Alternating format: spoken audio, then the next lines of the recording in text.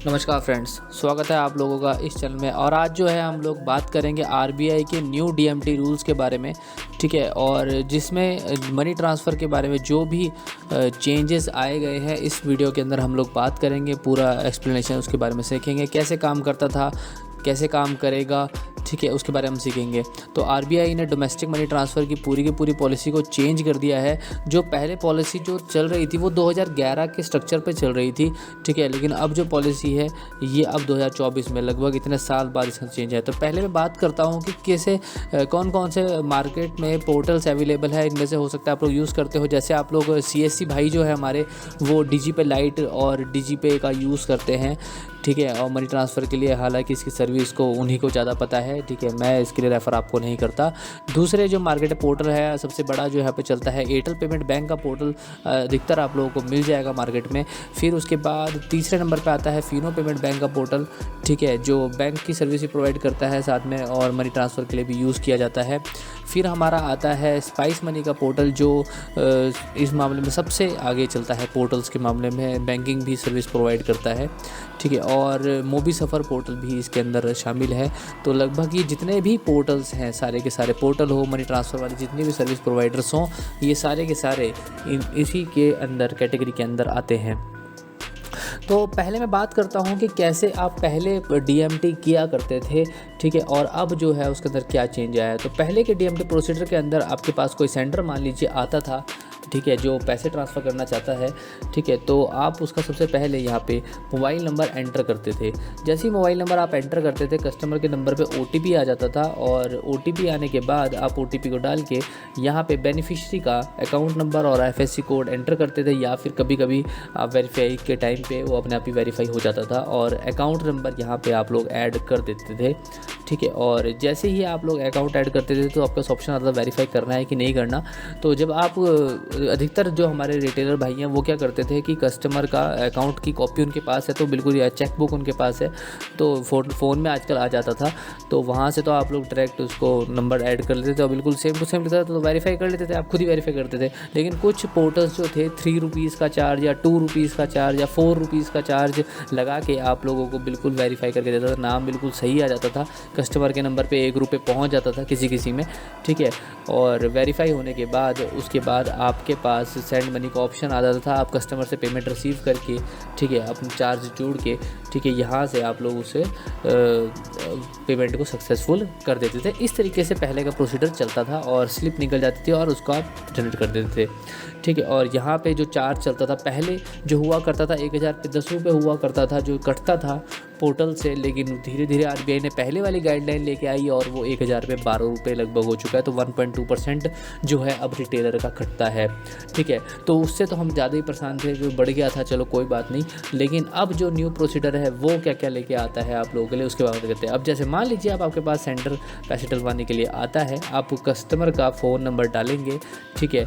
दूसरा सेंटर के पास ओटीपी आएगा, ओटीपी वो आपको बताएगा। जैसे ही ओटीपी बताएगा अब आपके पास ऑप्शन आएगा आधार कार्ड में नंबर डालने का। अब आप जो सेंडर है, जो पैसे भिजवाने आया है, उसका आप यहाँ पे आधार कार्ड का नंबर डालेंगे, ठीक है। आधार कार्ड नंबर डालेंगे और उसके बाद उसके फिंगर को स्कैन किया जाएगा। मतलब अगर कस्टमर आधार कार्ड नंबर नहीं लेके आता तो वो पैसा ट्रांसफ़र नहीं कर पाएगा। इसके बारे में मैं अभी एक्सप्लेनेशन दूंगा, उसके बारे में बात करेंगे। तो जैसे ही वो फिंगरप्रिंट पे अपनी उंगली लगाएगा और उसका बायोमेट्रिक सक्सेसफुल अगर स्कैन हो जाता है तो उसके अकाउंट से, आपके वॉलेट से कुछ पैसा कटेगा जो कि 10 रुपये होगा। इसके बारे में बात करेंगे। तो जैसे ही वो डालेगा तो उसके पास बेनिफिशियरी का ऑप्शन आ जाएगा। अच्छा, अब आपके पास ऑप्शंस आएंगे कि कस्टमर्स कुछ पूछेंगे या फिर रिटेलर भाई मेरे कुछ पूछेंगे कि जिनको हमने पहले से ही ऐड किया था उनका क्या होगा। अरे, जिनका आप नंबर डालेंगे उनके पास सिर्फ आधार कार्ड नंबर का केवाईसी करने का ऑप्शन आएगा और बाकी जितने भी आप लोगों ने बेनिफिशियरी ऐड किए थे उनको दोबारा से ऐड करने की जरूरत आपको नहीं पड़ेगी। अच्छा, मान लीजिए कि अब ये कोई नया नंबर ऐड करना है, आप वैसे फिर सेम अकाउंट नंबर डालेंगे। अकाउंट नंबर डालने के बाद वो वेरीफाई आप जैसे करते हैं वैसे कीजिए। मेरे हिसाब से तो 3 रुपये देना ज़्यादा बेस्ट है, ठीक है। और उसके बाद यहाँ पे वेरीफाइड होने के बाद आप जो है पेमेंट को सेंड कर देंगे और यहाँ पे आपका पेमेंट सक्सेसफुल हो जाएगा, ठीक है। अब बात करते हैं कि क्यों आरबीआई ने इसको लागू किया है, आखिर क्या जरूरत पड़ी है इसको लागू करने की। तो आरबीआई ने क्यों किया है तो मैं बता देता हूँ कि आरबीआई ने सबसे पहले पहले तो वो यह जानना चाहता था कि सोर्स ऑफ मनी क्या है, ठीक है, जिससे ब्लैक मनी जो हो रहा था उसके ट्रांसफ़र्स को रोक दिया जाए, और तीसरा ऑप्शन इलीगल्स जो भी ट्रांसफ़र होती थी उसको भी रोक दिया जाए, ठीक है। और गवर्नमेंट को डाटा भी चाहिए होता है कल के टाइम पे ताकि करप्शंस को थोड़ा रोक लिया जाए। अब कुछ भी रिटेलर भाई बोलेंगे कि हाँ 1000 रुपये के ट्रांसफ़र में कौन सा इलीगल मनी आ रहा है, ब्लैक मनी आ रहा है। तो देखिए बात ऐसी है कि ट्रांसफ़र्स जब होती है, ठीक है, तो ट्रांसफ़र होने में आपका 50,000 का भी TMT आता है, 1 लाख का भी TMT आता है, 20,000 का भी आता है, 500 का भी आता है, 100 रुपये का भी आता है। तो मैं खुद एक रिटेलर हूँ, ठीक है, काम करता हूँ, तो मेरे पास ऐसे भी कस्टमर आते हैं जिनको सिर्फ 100 रुपये भी भेजने होते हैं, ठीक है। तो क्यों, अब किसी को तो वेरीफाई नहीं करना होता है कि वेरीफाई हाँ पैसा पहुँचा कि नहीं, ऐसी जाँच के लिए। और कुछ जो होते हैं उनको नीड ही होती है कि भैया गाँव से घर आना है, शहर में आना है, या कहीं फंस गए हैं तो सिर्फ 100 रुपये ही भेज दो, या भेजने वाले के पास ही 100 रुपये होते हैं। तो ये भी बड़ी बात है। तो अब मान लीजिए कि अगर आपकी दुकान में कोई कस्टमर आता है, ठीक है, पहले वाले सिस्टम के हिसाब से अगर हम चले तो किसी ने आपके पास अकाउंट तो है ही है, किसी भी के अकाउंट में उसने पैसा डाल दिया उठा के, दूसरे वाले बंदे को तो पता ही नहीं है कि किसने मेरे पास अकाउंट में पैसा डाला है। क्यों ऐसा ही होता है कि जैसे पैसा डाल दिया और पैसा डालने के बाद उससे पूछा गया भैया पैसा कहाँ से आया, उसने बोला ट्रांसफ़र हुआ है, ट्रांसफ़र से पता चला कि ये इस फलानी दुकान से, इस स्टेट की इस दुकान से ट्रांसफ़र हुआ है। वो जाके दुकान वाले से पूछेगा तो बोलते हैं हाँ मेरे पास ट्रांसफ़र करने वाले के लिए कस्टमर आया था, उसने अपना फ़ोन नंबर दिया था, मैंने OTP डाला था, और जैसे काम होता है, जैसे टैक्स जाता है, जैसे चार्जेस कटते हैं, मैंने वैसे करवाया है। बिल्कुल वो भी अपनी जगह ठीक है, लेकिन यहाँ पे उनको दिक्कत ये हो गई कि अगर मान लीजिए फ़ोन नंबर ही फर्जी है तो, क्योंकि आजकल क्या होता है फ़ोन नंबर भी बहुत लोगों के ऐसे ही चल रहे हैं। अब इस पर भी गवर्नमेंट कुछ ना कुछ करती रही है, क्योंकि किसी का फ़ोन उठा के किसी ने यूज़ कर लिया। पहले क्या हुआ करता था कि जैसे मान लो 25,000 की लिमिट थी, 25,000 की लिमिट के बाद आपको दूसरे के ट्रांसफ़र करना था, हमारे रिटेलर भाई क्या करेंगे किसी और नंबर के कर देंगे, उन्हें पता है ये बंदा तो यूज़ नहीं करता, तो वहाँ पे उसका यूज़ करने के लिए दूसरे का नंबर लगा दिया और वहाँ से डाटा ट्रांसफ़र कर दिया, उनको पता भी नहीं चला कि मनी ट्रांसफ़र हो भी गई। तो इस तरीके से कुछ इलीगल ट्रांसफ़र्स भी हो रही थी।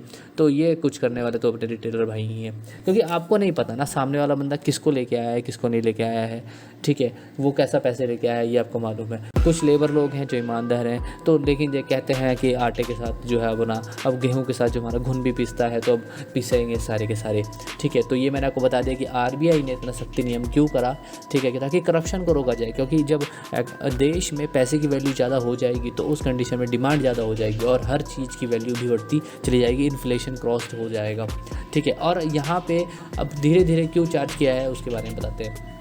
तो अब मैं बताता हूँ कि आप लोगों को आखिर ग्राउंड लेवल में क्या क्या प्रॉब्लम होने वाली है। आप इस पे काम करेंगे तो आपको स्टार्टिंग में क्या प्रॉब्लम होगी। पहली प्रॉब्लम आपके साथ कस्टमर की आएगी कि भैया हम KYC चार्ज करेंगे, 10 रुपये आपको देने पड़ेंगे, ठीक है। तो ये कस्टमर के लिए चार्ज है।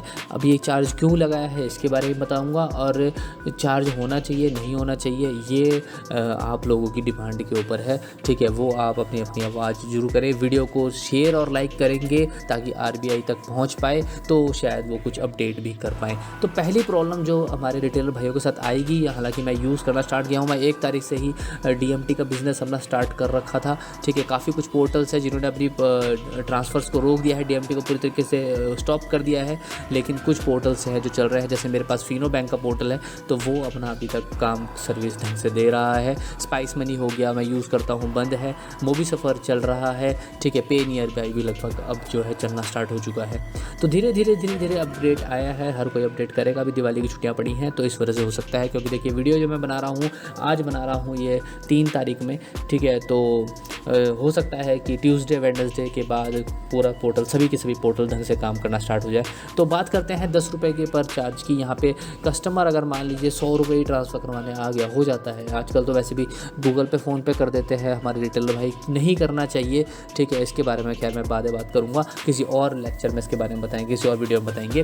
तो फिलहाल अगर मान लीजिए 100 रुपये का कस्टमर आता है, सबसे पहले अगर वो आप उसका KYC रजिस्ट्रेशन करते हैं 10 रुपये उसके ये हो गए, ठीक है। दूसरी बड़ी बात, अगर 100 रुपये वो डलाता है तो आप वेरीफाई अगर क्योंकि मेरे पास जो है गाँव के लोग आते हैं और वो पर्चे पे लिख के लेके आते हैं नंबर को, कोई फ़ोटो नहीं होती, फ़ोन भी उनके पास बड़ी मुश्किल से होता है, किसी का नंबर लगा रहे हैं हमारा, हम तो फ़ोन ही भूल गए, ऐसे उनके पास एक्सक्यूज़ रहते हैं, ठीक है। तो फ़ोन नहीं होता उनके पास, ठीक है। तो उसके बारे में भी बात करते हैं। अगर मान लीजिए फ़ोन भी है उसके पास और फ़ोन होगा तो वो टूटा सा फ़ोन होगा, पुराने वाला, छोटे फ़ोन वाला, ठीक है। उसके अंदर डिस्प्ले में कुछ दिखता नहीं है, ठीक है। तो मोबाइल नंबर से आपकी बात कराएगा, आप लिखेंगे उस नंबर को, तो फिर आपको ही मालूम है कि अब जब लिख ही दिया है तो अब आप कोई रिस्क नहीं उठाएंगे। आपको वहाँ पे 3 या 4 रुपये जो आपका पोर्टल चार्ज करता है वेरीफाई का, वो भी आपको देना पड़ेगा। तो अराउंड अगर मैं इसको 3 रुपये भी मान लूँ, लगभग सभी पोर्टल्स में 3 रुपये, तो 13 रुपये अब तक उसके लग चुके हैं, ठीक है। और अब जब है आप उसको करेंगे ट्रांसफ़र को, ठीक है, तो ट्रांसफ़र करने के बाद 12 रुपये उसके और चार्ज कटेंगे। तो मतलब मान लीजिए कस्टमर को इतना चुकता 25 रुपये का चार्ज पड़ेगा, चाहे वो 500 कराए चाहे 1000 रुपये कराए, स्टार्टिंग में उसको 25 रुपये का चार्ज जो है पड़ेगा। तो ये एक बहुत बड़ी वैल्यू होती है जो बंदा 100 रुपये 500 रुपये ट्रांसफ़र कराने आता है। और याद रखिए कि छोटा दुकानदार जो है उसके पास तो ऐसे ही ट्रांसफ़र्स आती हैं, ऐसा नहीं होगा कि आपके पास सीधे 25 हज़ार की ट्रांसफ़र आ जाए, आज तक नहीं हुआ। ग्राउंड लेवल पे जो काम कर रहे हैं एक रिटेलर से आप पूछ सकते हैं, ठीक है, और जो कर रहे हैं उनको मालूम है। तो 25 रुपये चार्ज बहुत बड़ी वैल्यू होती है, ठीक है, जो कट रहा है। और रिटेलर भाइयों को तो आपको मालूम ही है, आजकल पैक लगे हुए हैं, तो जिनका पैक नहीं लगा हुआ है वो तो 5 रुपये या 6 रुपये या 4 रुपये कमा लेगा, लेकिन उसके कस्टमर के मन में तो आ जाता है ना कि हाँ मेरे से 25 रुपये ले लो, तो 25 के 25 इसने कमाए होंगे, 25 छोड़िए आपको तो 10 रुपये भी नहीं मिलने वाले, ठीक है। तो ये एक बात हो गई। तो एक प्रॉब्लम ये मैंने आपको बताई है ग्राउंड लेवल की। दूसरी ग्राउंड लेवल की प्रॉब्लम यहाँ पे आएगी, 25,000 की ही लिमिट है। जो पहले लिमिट आपकी 25,000 की थी वो ही लिमिट 25,000 रुपये की अब इसके अंदर रहने वाली है। तो ये भी एक बहुत बड़ी प्रॉब्लम है। जब KYC करा ली तो कम से कम कस्टमर्स की लिमिट बढ़ जानी चाहिए थी।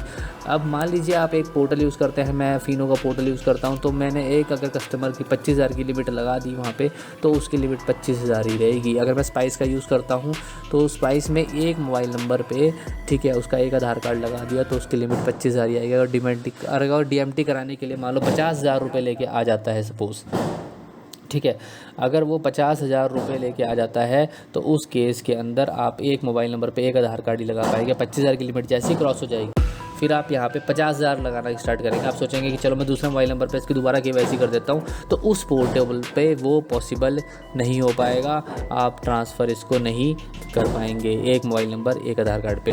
अभी दूसरे पोर्टल पे लग रहा है कि नहीं लग रहा, इसके बारे में भी मैं आप लोगों को डिटेल बता दूंगा, ठीक है। अपने फ्यूचर में जब मैं किसी की लिमिट क्रॉस कर दूंगा तो हो सके मैं लगा के देखूंगा कि ऐसा हो किसी एक आधार कार्ड किसी दूसरे पोर्टल पे लग भी रहा है कि नहीं लग रहा सेम नंबर से। लेकिन हाँ, इतना कन्फर्म हो चुका है कि एक मोबाइल नंबर पर केवल एक ही आधार कार्ड लगेगा। अगर आप इस आधार कार्ड को किसी दूसरे मोबाइल नंबर पे KYC पे लगाएंगे तो वो नहीं लगेगा। तो कोशिश कीजिए कस्टमर का जो मोबाइल नंबर है उसी का ही उसका आधार कार्ड लगे। या दूसरा ऑप्शन ये होगा कि उस दूसरे मोबाइल नंबर पे उसके किसी रिलेटिव का, उसकी फैमिली में वाइफ का या किसी का भी आप वहाँ पे नंबर करके बाकी KYC ट्रांसफ़र कर सकते हैं, ये एक ऑप्शन रहेगा, ठीक है। तो एक ये प्रॉब्लम आपके पास होने लगी। और कुछ परिवार वाले ऐसे होते हैं जिनके एक मोबाइल अफोर्ड करना बहुत मुश्किल है, रिचार्जेस के चार्जेस तो कितने बढ़ चुके हैं आपको ही मालूम है, तो 2 मोबाइल नंबर वो अफोर्ड ही नहीं करते। अब पहली बात तो ये है कि 25,000 की लिमिट तो इन लोगों ने लगा दी, लेकिन इन्हें ये नहीं मालूम जो यहाँ पे काम करने आए हैं शहर में, ठीक है, या कहीं पे भी, ये लोग मज़दूर लोग हैं, लेबर लोग हैं, ठीक है। तो मतलब वो फैमिली को अपने पर भेजना है तो दूसरा किसका और आधार कार्ड वो ढूंढते फिरेंगे। तो ये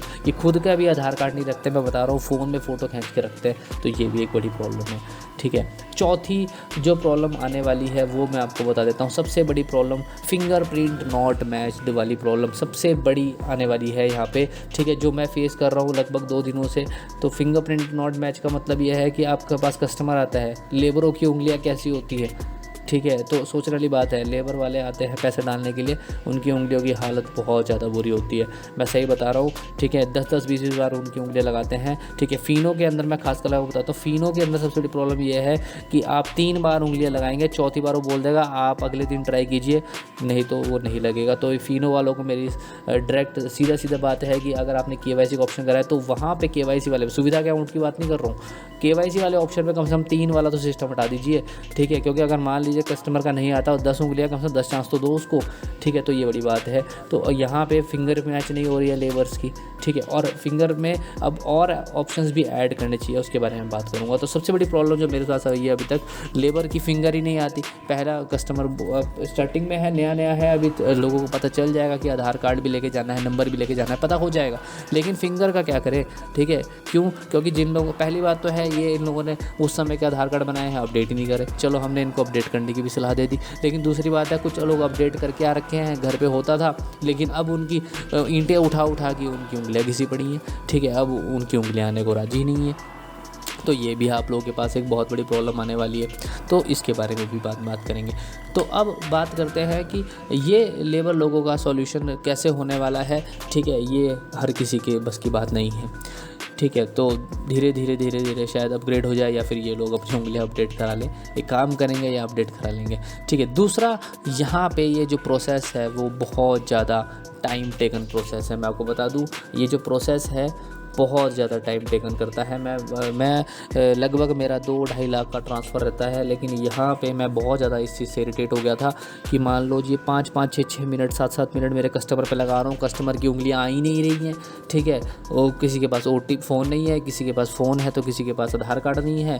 जब हम उनसे आधार कार्ड मांगते हैं, उनके दिमाग में शक आ जाता है कि आधार कार्ड से तो कस्टमर का पैसा निकलता है, कहीं हमारा पैसा तो नहीं निकाल लेगा। तो ये बहुत बड़ी बात है। स्पेशल कोई न्यू कस्टमर अगर आपकी दुकान पर आता है तो उसके दिमाग में यही रहेगा कि यार ये बंदा मेरे कहीं पैसे ना निकाल ले, क्योंकि उनको ये मालूम है आधार कार्ड से APS से पैसा निकलता है। तो ये शक दूर करना भी बहुत ज़्यादा ज़रूरी है। कुछ दिनों तक चलेगा, क्या कर सकते हैं, धीरे धीरे सब सीख जाएंगे, समझता हूँ, लेकिन यार बिज़नेस में बहुत ज़्यादा असर पड़ता है। ठीक है, दूसरी बात, कस्टमर के पास हर बार OTP आएगा, तो ये एक बहुत बड़ी प्रॉब्लम है। मतलब अगर मान लीजिए कोई कस्टमर 25,000 रुपये आपके पास ट्रांसफ़र करने आया है, पहला OTP जाएगा उसके रजिस्ट्रेशन के लिए। ठीक है, दूसरा 25,000 के लिए, फिर पहले 5,000 के लिए एक OTP आएगा, फिर दूसरे 5,000 के लिए, फिर तीसरा, फिर चौथा, फिर पाँचवा। मतलब उसके पास टोटल 5 OTP जाएंगे और 5-5 हज़ार रुपये की ट्रांजेक्शन होगी, जिसमें आपको 60 रुपये का चार्ज कटेगा। अगर मान लीजिए वो 1,000 रुपये का भी करता है तो भी उसका 100 रुपये का भी करेगा तब भी 5100 रुपये लगाने आया, तो 5,000 का 60 रुपये हो गया, और 100 रुपये का अलग से आपको भेजना पड़ेगा OTP। ठीक है, और तब जाके वो 12 रुपये और कटेगा, मतलब 72 रुपये की आपको ट्रांजेक्शन पड़ेगी। तो भाई कहाँ से 0.12% हो गया, सोचने वाली बात है ना, कहाँ से हो गया। अगर आप उसकी एक बार KYC कर रहे हैं तो 5100 का 0.12 लीजिए ना, फिर उसके बाद आप एक 5,000 का 12 और फिर उसके बाद 1,000 रुपये तक का 12। ये तो गलत हो गया, जब कस्टमर करवाए ही 5100 रुपये रहा है, तो ये भी एक बड़ी बात है। ये तो चार्जेस ज़्यादा लेने की बात हो गई। ठीक है, तो मैं इस चीज़ के लिए ख़िलाफ़ नहीं हूँ, ये सभी पोर्टल्स में होने वाला है, लेकिन कुछ चीज़ें आपको बतानी बहुत ज़रूरी है। ठीक है, और जब इतना टाइम भी टेकन लेगा ना तो कस्टमर क्या हो जाता है, बैक हो जाता है। मैं सही बता रहा हूँ, मेरे पास 1 तारीख में काफ़ी लोग थे, 1 तारीख में, 2 तारीख में, क्योंकि भैया दूज का त्यौहार था, अब आने वाला छठ आने वाला है। ठीक है, तो यहाँ पे काफ़ी कस्टमर मेरे थे जो वापस गए हैं। वो इसलिए वापस नहीं गए कि उनके पास आधार नहीं था या फ़ोन नंबर नहीं था, वो इसलिए वापस चले गए कि उनके पास टाइम नहीं था। अरे यार, आप खुद सोचिए इस बात को। ठीक है, जिसके पास पैसा है ना, सीधी सी बात, वो क्यों रुकेगा। ठीक है, मेरे पास ऐसे कस्टमर आते थे जो बहुत जल्दी में रहते थे कि हाँ जी आएंगे दुकान में, भैया खाना बनाना है, भैया जाना है, भैया सुबह जाना है, भैया काम को जाना है। मेरे पास ऐसे कस्टमर आते हैं। ठीक है, और यहाँ पे एक कस्टमर परेशान होकर बैठा है क्योंकि उसके बिना मैं काम ही नहीं कर सकता। पहले उसकी KYC होगी, अगर KYC मैंने उसकी डन भी कर दी, वो अगले दिन मेरे पास आ रहा है तो भी बिना OTP के मैं पैसे ट्रांसफ़र ही नहीं कर सकता। ये भी बहुत बड़ी प्रॉब्लम है। OTP बताएगा तब। अभी पढ़े लिखे इतने होते, ठीक है, तो खुद जाके गूगल पे, फ़ोन पे ना मार लेते। हमारी ज़रूरत ही क्या है इनको। अब इनको OTP भी तो हमें ही पढ़ना पड़ता है, ये भी तो प्रॉब्लम है। कस्टमर OTP कहाँ बताता है, उसे बोलता है हाँ ये लो जी फ़ोन। इनको रिचार्ज कराने आता है तो फ़ोन भी हमें ही देखना पड़ता है। तो ये भी एक बहुत बढ़िया, तो बहुत ज़्यादा टाइम टेकन ये होने वाला है। हर ट्रांजेक्शन पे 5,000 की लिमिट, ये भी बहुत बड़ी बात है। तो अब कुछ चीज़ें जो है जो मुझे लगता है कि चेंज होनी चाहिए, और आप लोगों का सपोर्ट रहा तो RBI तक हमारी बात पहुँचे। ठीक है, तो आप लोग ज़रूर इस चीज़ के लिए कमेंट करें। पहली बात कि यहाँ पे जो 10 रुपीज़ का चार्ज है वो रिमूव होना चाहिए। हालांकि RBI बोलता है कि आधार कॉन्सोनेंट पे होना चाहिए। ठीक है, और कोई फालतू की जबरदस्ती KYC ना कर दे, इसलिए भी 10 रुपीज़ होना चाहिए। तो ये मेरे हिसाब से 10 रुपीज़ की जगह थोड़ा कम कर दिया जाए तो सही है। ठीक है, जैसे हमारा 0.94 करता है, स्पाइस मनी में भी करता है, एयरटेल में भी करता है, अपना जो हम APS 2 फिंगर करते हैं उसमें चार्ज करता है, चार्ज काटो। ठीक है, लेकिन यार जो बंदा 1,000 रुपये कराने आ रहा, 100 रुपये कराने आ रहा, उसके ऊपर भी 10 रुपीज़ का चार्ज, तो ये ना पड़ता नहीं खाता। ठीक है, तो RBI ने किस हिसाब से सोच कर 10 रुपये लगा दिया, वो जाने। ठीक है, हाँ, अब कुछ रिटेलर भाई क्या करते हैं, अगर इसको बिल्कुल ही फ्री कर दिया तो वो क्या करेंगे, हर किसी को उठा के फटाफट KYC करना शुरू कर देंगे। तो ये भी ज़रूरी है, चार्ज होना ज़रूरी है, लेकिन 10 रुपये का चार्ज होना चाहिए, ये बड़ी रकम है मेरे हिसाब से। तो भाई बड़ी रकम है, तो इस चीज़ को हटाना क्या, थोड़ा सा कम तो कर ही सकते हैं। दूसरा, ये 5,000 रुपये का OTP की ट्रांजेक्शन लिमिट मेरे समझ से बिल्कुल परे है कि हर 5,000 की ट्रांजेक्शन पे आप उसको OTP भेज रहे हो, ठीक है, 5 बार उसके पास OTP आएगा। अरे सोचने वाली बात है। तो अगर मान लीजिए कस्टमर मेरे पास 25,000 में 5 बार उससे OTP लूँगा क्या? छोटे छोटे फ़ोन लेके आता है जिसके अंदर मेमोरी फुल हो जाती है उनकी, सबसे बड़ी प्रॉब्लम तो ये भी आती है। तो ये एक बहुत बड़ी प्रॉब्लम है, ठीक है। जब कस्टमर का आपने KYC डॉक्यूमेंट ले लिया, ठीक है, आप उसको एक OTP भेजो ना, उसमें लिखा आएगा 25,000 भेज रहे हैं, 24,000 भेज रहे हैं, 23,000 भेज रहे हैं, 22,000 भेज रहे हैं, जितना भी भेज रहे हैं, ठीक है। उसका एक बार OTP ले लो, कस्टमर आएगा, उसको पढ़ेगा, OTP बता देगा हमको, सीधी सी बात है, ठीक है। आप हर 5,000 पे OTP लगा रहे हो, आपने 25,000 की DMT को, ठीक है, 5,000 करके 5 बार कर दिया, चलो कोई बात नहीं, पर कम से कम उसको एक सिंगल ट्रांजेक्शन दे दो ना, उसको OTP डालने वाली काम खत्म कर दो। 5,000 का क्या मतलब है? अब यहाँ पे सबसे बड़ी प्रॉब्लम क्या आती है, मैं आपको बता रहा हूँ। जब पहले ओल्ड वाला भी था, कस्टमर के पास 25,000 के 5 ट्रांजेक्शन कराने आया, ठीक है, तो 3 बार 5,000 का मैसेज आ गया, 2 बार नहीं आया। भाई वो दिमाग खा जाएगा आपका, मैं सही बता रहा हूँ, वो दिमाग खा जाएगा। उसको बस उससे मतलब है, फिर आप उसको स्लिप दोगे, उससे स्लिप से मतलब नहीं है, वो मैसेज चेक करता है, मेरे पास 5 बार आया कि नहीं आया। तो ये बहुत बड़ी दिक्कत है, ठीक है। तो सिंगल करने में क्या, अगर एक बार उसको 25,000 का मैसेज मिल जाएगा, OTP तो वो दे ही रहा है, 5 बार देने की क्या ज़रूरत है उसको? तो ये मेरे हिसाब से हटना चाहिए, क्योंकि ये बहुत टाइम टेकन है, ठीक है। थर्ड की बात करता हूँ, कस्टमर की लिमिट कम से कम, जब आप KYC पूरी कर दिए हो, ठीक है, तो 2 लाख रुपये या 1.5 लाख रुपये, 1 लाख रुपये तो होनी ही चाहिए, ठीक है। क्यों? क्योंकि जो लेबर लोग होते हैं, ठीक है, वो अपने भी पैसे भेज रहे होते हैं, कुछ KYC के पैसे भेज रहे होते हैं, कुछ लिमिट्स के पैसे भेज रहे होते हैं, कुछ खेत के पैसे भेज रहे होते हैं, ठीक है। कुछ ऐसे बंदे हैं जिन्होंने किस्तें ले रखी होती है, कभी किसी किस्त वाले को डाल रहे होते हैं, भाई उनकी किस्तें चलती हैं। मैं खुद बता रहा हूँ, कितने लोगों की तो मैं किस्तों के पैसे डालता हूँ यहाँ पे। किस्त वाला बोलता है कि भाई मेरे को गूगल पे फ़ोन पे कर दो, मैं तो लेता ही नहीं अकाउंट पे, तो ये तो एक बड़ी बात है। उनको बड़ी मुश्किल से समझाते हैं कि भैया आप अकाउंट दो, तो उनका अकाउंट नंबर हम लोग ऐड करते हैं, अगले दिन दूसरा वहाँ पे किस्त वाला आ जाता है, क्योंकि वो जॉब छोड़ के चला जाता है। बहुत बड़ी प्रॉब्लम है, ठीक है। तो यहाँ पे उसकी किस्तें ही बहुत ज़्यादा हो रही हैं लेबर लोगों की। तो एक बंदे की 25,000 रुपये की आप लिमिट लगा रहे हो पूरे मंथ की, तो वो तो गलत है। कम से कम उसको 1 लाख तो होना ही चाहिए। तो ये एक जब आपने KYC कर दी, तो KYC में तो उसकी लिमिट कम से कम 1 लाख 1.5 लाख तो देनी चाहिए। तो ये एक बहुत बड़ा चेंज है जो मेरे हिसाब से होना चाहिए, क्योंकि मैं 3 दिनों में इतना कुछ तो सीख ही गया। चौथी की बात करते हैं, यहाँ पे KYC के लिए सिर्फ एक ही ऑप्शन दिया है, जो कि फिंगरप्रिंट डिवाइस है। मेरे हिसाब से भाई जिसकी आंखें ही नहीं आ रही, तो क्या वो मनी ट्रांसफ़र कर ले? मनी ट्रांसफ़र करे ही ना। अब मान लीजिए मेरे पास एक लेबर आता है, उसको दिखाई नहीं देता, ठीक है। एक आता है, उसकी तो उंगलियां ही नहीं है मेरे पास एक कस्टमर, सिर्फ एक अंगूठा ही है, उसका अंगूठा लगा के थक लिया मैं, उसके अंगूठा ही नहाने को राजी हो। अब मेरे पास अगर आइरिस होता तो सपोज़ मैं उसका आइरिस लगा ट्रांसफ़र कर देता। अगर किसी को मनी ट्रांसफ़र कराना है और उसको अर्जेंट है, वो चार्ज आपको दे रहा है, तो भैया वो जाके बैंक में ना जमा करा लेगा, फिर वो दुकान में क्यों आएगा आपकी? वो आपको चार्ज भी दे रहा, फिर भी उसका मनी ट्रांसफ़र नहीं हो रहा। वो चार्ज आपको दे रहा है, आधार कार्ड आपको दे रहा है, मोबाइल नंबर आपको दे रहा है, फिर भी आप लोगों का मतलब मनी ट्रांसफ़र नहीं हो पा रहा। एक कस्टमर मेरा 2 तारीख को इतना परेशान हुआ है, मुझे समझ में नहीं आ रहा इन लोगों ने क्यों करा ऐसा, ठीक है। या फिर कुछ अपग्रेड्स आने चाहिए या आएंगे, जो भी होगा, लेकिन ये वाला अपग्रेड बहुत ज़्यादा ज़रूरी है, बहुत ज़्यादा ज़रूरी, क्योंकि कस्टमर हर तरीके का आता है, अपाहिज भी आता है, ठीक है, और जो पढ़ा लिखा है वो भी आता है, अनपढ़ है वो भी आता है, ठीक है। तो यहाँ पे KYC का सिर्फ एक ऑप्शन था खाली, अंगूठे वाला, ठीक है। मैंने सारी डिवाइस पे उसका अंगूठा लगा के देख लिया, नहीं आया, तो बाकी उंगलियाँ उसकी किसी हादसे के कारण ख़त्म हो गई थी, ठीक है। तो मैंने सोचा आइरिस लगा लेता हूँ, आइरिस उस पर लगा ही नहीं। आइरिस का ऑप्शन इसके अंदर आना चाहिए। क्यों? अगर अब बूढ़े लोग हैं, मैंने अभी बताया था थोड़ी देर पहले, बूढ़े लोग हैं, उनकी तो उंगलियाँ ही नहीं आती, लेबरों की तो उंगलियाँ ही नहीं आती, तो ये बहुत बड़ी इसके अंदर प्रॉब्लम है, ठीक है। कम से कम इसके अंदर कस्टमर का आधार रजिस्टर्ड नंबर पे OTP भेज दीजिए, ठीक है। या फेस स्कैन वाला हमको ला दिया है कि कैश विड्रॉल कर सकते हैं आप फेस स्कैन में। जब कैश विड्रॉल आप कर सकते तो कैश ट्रांसफ़र नहीं कर सकते, वो फेस वाला स्कैन लेके आइए, आइरिस वाला लेके आइए, ठीक है। क्यों उसको उस पर रखा हुआ है? आपको ही मालूम है कि हाँ आधे कस्टमर्स की उंगलियाँ नहीं आती हैं उस केस में। अगर किसी को इमरजेंसी में, अगर उसकी तबीयत ख़राब है, किसी परिवार वाले को अगर 1,000 रुपये भिजवाना चाहता है डॉक्टर की फ़ीस के लिए, ठीक है, वो क्या पहले अपने उंगलियाँ अपडेट कराने जाएगा ताकि उसका ट्रांसफ़र हो जाए? मैं सही बता रहा हूँ, ट्रांसफ़र हो जाएगी उसकी, किसी और दुकान पे जाएगा, गूगल पे मार लेगा, ठीक है। इतनी देर तक कोई नहीं रुकता। मैं 3 दिन से देख रहा हूँ, ठीक है, कस्टमर सीधा बोलता है अरे भैया गूगल ही मार दो, अब सोचने वाली बात है, अब डीएमटी बिज़नेस को इतना ज़्यादा टफ़ बना दिया गया है, बहुत ज़्यादा टफ़ बना दिया गया है, ठीक है, करना बहुत ज़्यादा मुश्किल है। कंपनीज़ का भी लॉस हो रहा है, जो बिज़नेस कर रहे हैं उनका भी लॉस हो रहा है, दुकानदार का तो टाइम, मैं बता रहा हूँ ऐसे ऐसे दुकानदारों के पास आइडिया है जिनका दूसरा कोई और काम है, वो इससे 1000, 1500, 3000, मैक्सिमम 6000, 7000 रुपये कमा पाते हैं, ठीक है, पोर्टल से, ठीक है, बाकी वो दूसरा ही काम करते हैं। वो दूसरे काम पे इतना ध्यान नहीं देंगे तो लॉस किसका होगा, ठीक है, इन कस्टमर्स का होगा। कस्टमर कहाँ जाएगा? उन लोगों के पास जाएगा जो गूगल पे फ़ोन पे करते हैं, और वो गूगल पे फ़ोन पे करने वाले, उनको तो ये भी नहीं पता कि ITR क्या होता है, ठीक है, इसको भरना कब होता है, उनको कुछ नहीं मालूम, बस करे जा रहे हैं, ठीक है। क्यों?